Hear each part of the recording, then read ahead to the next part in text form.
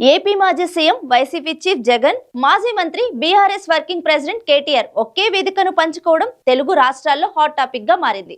జగన్, కేటీఆర్ కు సంబంధించిన ఫోటోలు ఈ రెండు పార్టీలకు చెందిన సోషల్ మీడియా ప్లాట్ఫామ్స్ లో విపరీతంగా సర్క్యులేట్ అయ్యాయి. ఆయా పార్టీల అభిమానులు, సోషల్ మీడియా ప్రతినిధుల కామెంట్లతో వైరల్ అయ్యాయి. బెంగళూరులో నిర్వహించిన ప్రతిష్టాత్మక the surge equestrian league grand finale ఈసారి రాజకీయాలకు అతీతంగా ప్రత్యేక అతిథుల హాజరుతో మరింత ఆకట్టుకుంది.